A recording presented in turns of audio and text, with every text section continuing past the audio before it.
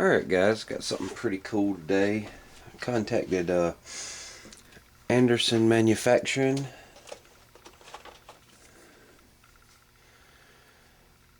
Told them that I was very interested in trying out some of their products. Where I live at, there's really not any people that carry the AR, the Anderson Manufacturing parts and lowers and uppers for Anderson Manufacturing.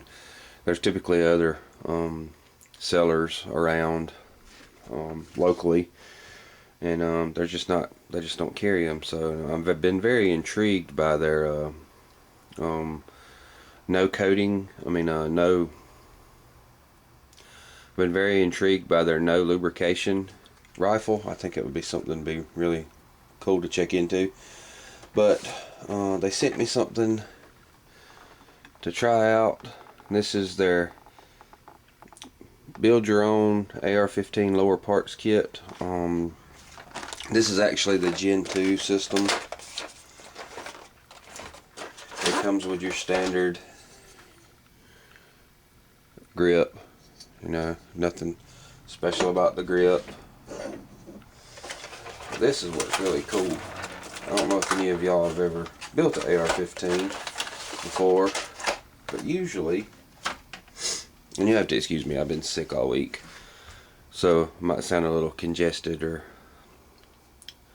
have the sniffs, but you know, it is what it is. But usually when you buy, like when I built this one, and this is just a brand new lower that I built and put in the safe, nothing special about it. And it does have a AR Stoner parts kit in it.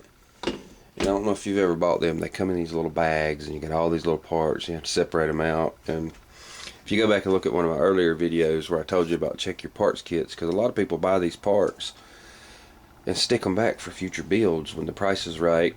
And then how many times have you went in and found that there was a missing spring or a missing D10 or something? There's something really cool about this system is they have it all segmented out in a box where you can look and you can say, yeah, my trigger guard, which the last AR-15 I put together with that AR Stoner parts kit, it was missing the trigger guard. No problem, I called them up and they sent me a replacement. But if you look, everything is segmented out to where you can see it. You know, your safety selector, takedown pins, detents, springs. I mean, just everything in here. Takedown pins, sear, hammer. This is what's really cool about this system. And I don't have one handy, that's why I brought this other lower out. I'm going to pop the trigger group out. But this one has a little bit different trigger and hammer. These are actually made out of 420 stainless steel versus the other, I think it's 8460 steel.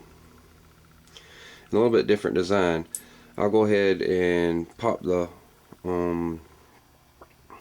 trigger system out of this one right quick and show you the difference.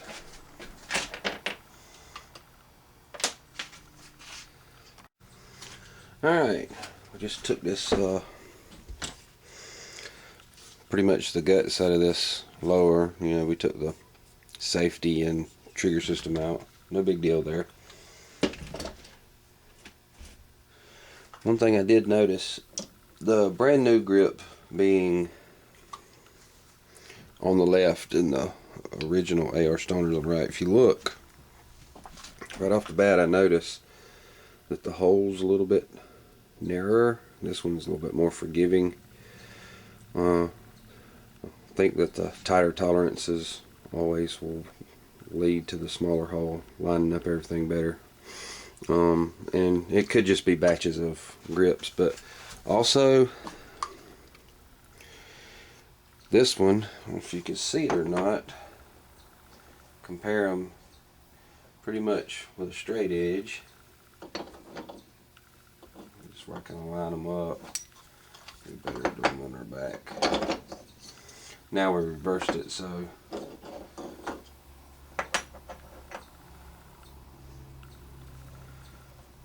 you can see that the one on the Anderson is a little, I mean, it's just ever so slight. You can hardly tell. It's just a little hair shorter. And then it's a little beefier through here. So it's just a little bit wider for the palm swell. It actually feels pretty nice. This one's a little bit slimmer. But yeah, that's one of the things that most people change out anyways is grip. So that's neither here nor there. We'll set them aside. What we want to check out is the triggers. This being your traditional AR-15 trigger, and this being the new 420 stainless steel. I'll put them side by side and you can see. And then we have the new hammer versus the old hammer. And if you can see this,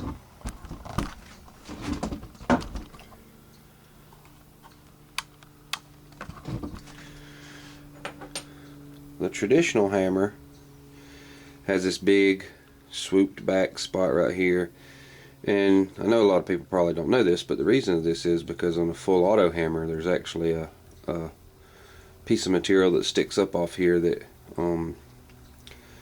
catches the bolt when the bolt rides. So that's the reason why you have that hook, is because of the full auto system that was designed for the military. They just don't have that on the semi-auto version. But this one is a totally different design. You know, you still pretty much got the same hook, you still got the same mass that's going to strike your firing pin, but you don't have all this extra hook. So let me whoop out a scale right quick.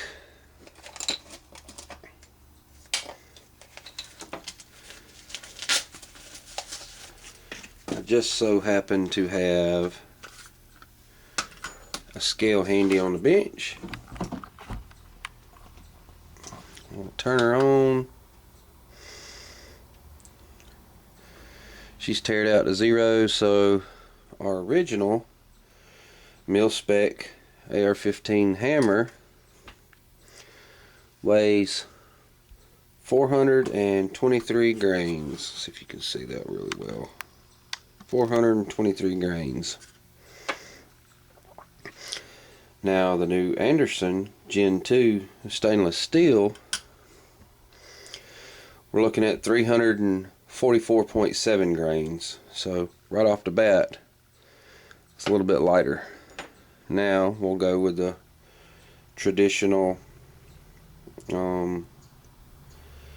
mil-spec AR-15 trigger. We're looking at 368.3 grains. And then 368.2, and the trigger is actually 386.3. So let's do them both together.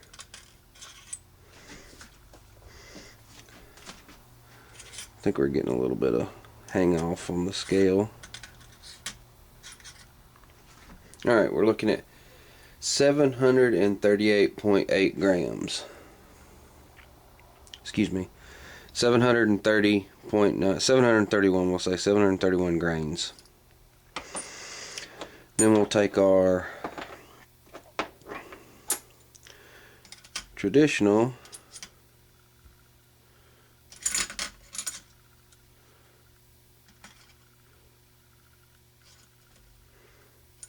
and it's over the limit, it won't even weigh it, so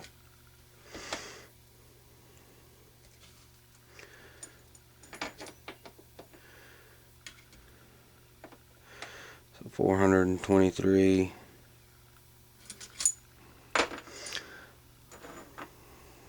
And that tells you right off the bat that this scale capacity only goes up to around 700. So 731.2. We'll remember that. And then we have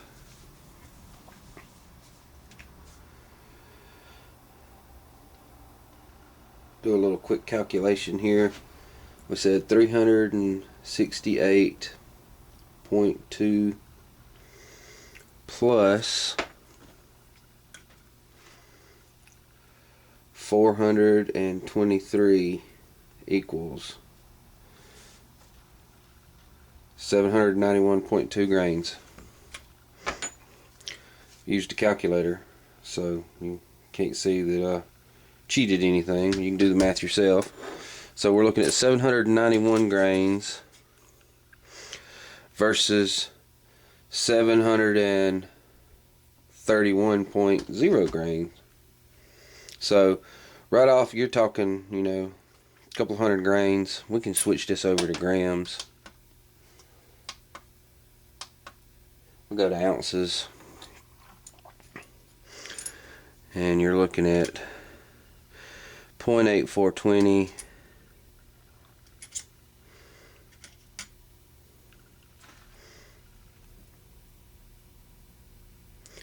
0.8420 plus 0.9670 equals. So you're looking at 1.809 ounces.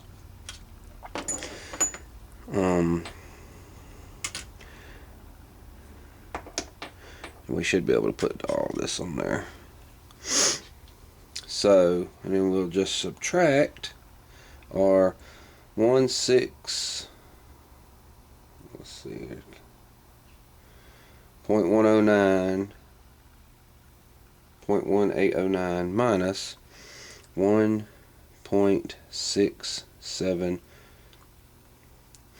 So we're 0.138 ounces below. So naturally, this trigger system weighs less than this trigger system. That's going to really help out a lot of folks that do those ultralight builds, because that's something that people were always looking for ways to trim up rifles. And I'm not talking about going crazy over with the skeletonized receivers and bolt carrier groups and stuff like that, which is always an option. But this is just a really easy way to shave off some pounds. Shave off a few tenths of an ounce. Everything adds up. But basically what we're going to do is we're going to throw this whole system into the lower and go from there. Try her out. If it works, hey, this is a very lightweight system. The sears look about the same. Just your standard regular sears. And that's why I grabbed this receiver that I did, is because it's never been fired. I just stuck it in a safe, stuck it back for a future build. And I will say that their parts are very smooth. I don't know if anybody's ever built these firearms, built AR-15s. The finish on their components is really smooth. It's almost like a satin finish, where some of these other ones, and this one's lubricated down with oil. They're kind of like the dry powdery look to them. You might not be able to tell pick up that different. But if you can see, just when the light catches, you can tell that the finish on these, and this is just a standard, like I said, AR Stoner, basic run-of-the-mills part kit you get from anywhere else on the internet. These are, I don't know, they're smoother, and they have a little bit cleaner texture and lines to them. Even on the trigger guards, 'cause if you look on this trigger guard, it's kind of gritty. It's got that gritty, like that phosphate finish. And if you look at the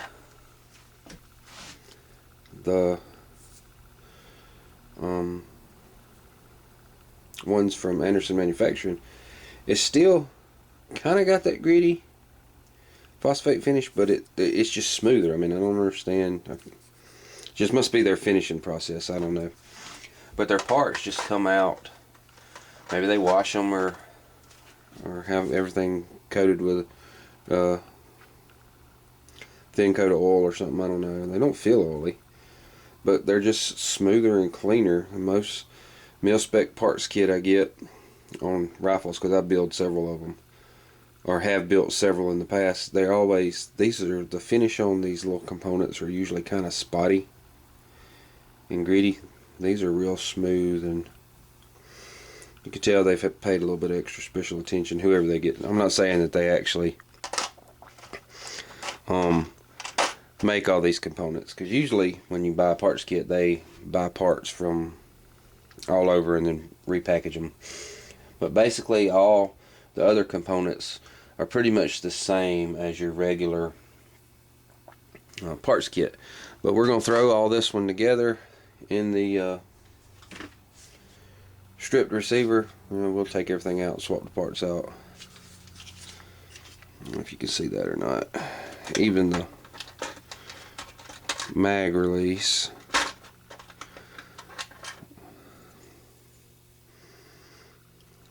And like I said, this is a brand new upper, never been fired. You can see how the finish is on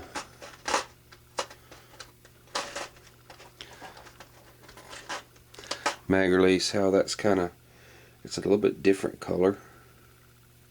Kind of got that gritty powdered coat look to it, whereas this parts kit actually matches the color of the lower a little bit better. So we'll just poke out all these little bits and pieces of this and put in the new parts for this lower, and then we'll go from there. I don't know if you can see this or not. One other thing I want to show you right quick, the finish on the bolt stop. Side by side comparison.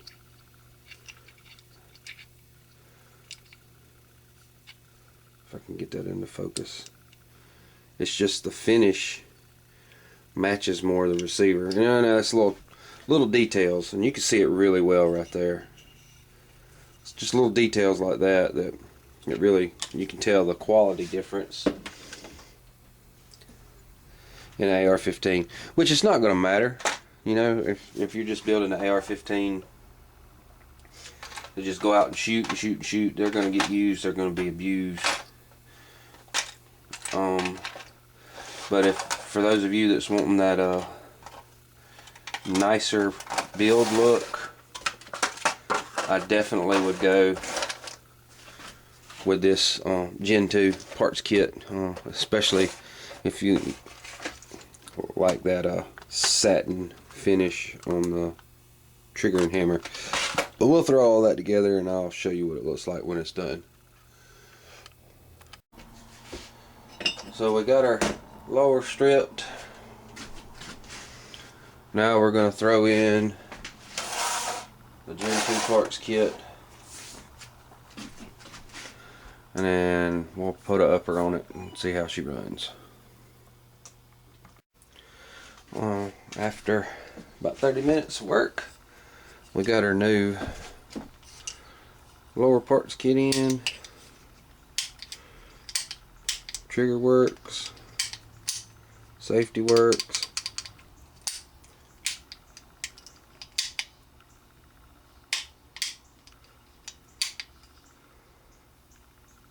Trigger reset works. So now all we gotta do is throw an upper on that. I'll show you what that kind of looks like. I know a lot of people do a stainless barrel, but we're going to test this puppy out and see if there's any difference. I will say that the parts in this kit actually blend in with the receiver a little bit better. The colors are a lot, you know, you always gonna have a little bit of different coloration, but these actually blend in a lot better. So like I said, we're gonna throw a upper on her. We're gonna go test fire that thing.